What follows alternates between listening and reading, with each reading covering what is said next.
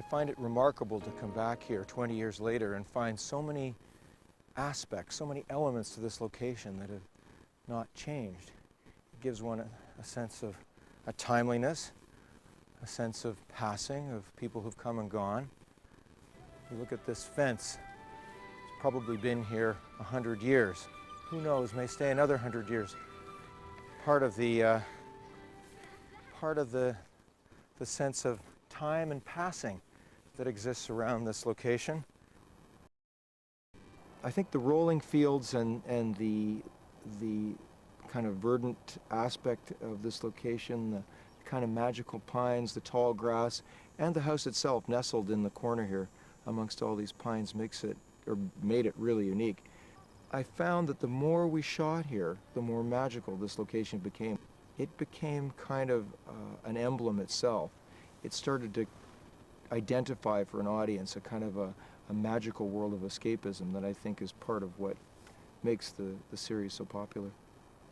The set eventually looked so real that citizens in the neighboring town of Uxbridge lobbied to have it preserved as an historic monument to attract tourists. But sadly, once the production was completed in 1996, the town of Avonlea had to be dismantled. All of the lifelike buildings were only shells propped up with timber and tape.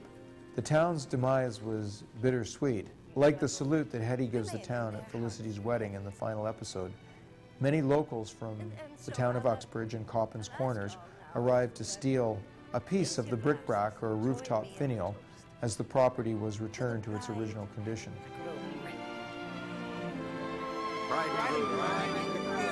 To friends and loved ones,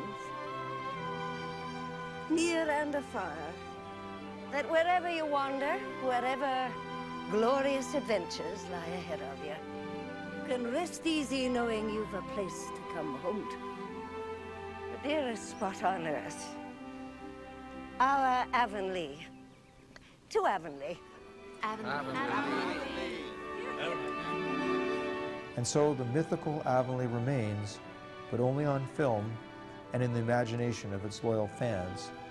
And the wonder is that now that we've been able to restore it in HD, it somehow feels more permanent because we've got the best rendition of the show that we could possibly have. There were incredible challenges, though, faced with this HD restoration, principally because the film had aged so significantly, and the film had been taken out a couple of times for different reasons.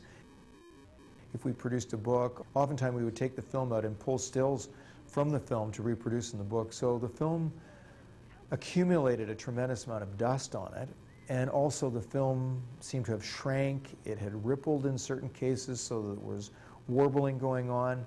What we had to do was stabilize the film, eliminate a lot of the dust and particles that accumulated on it.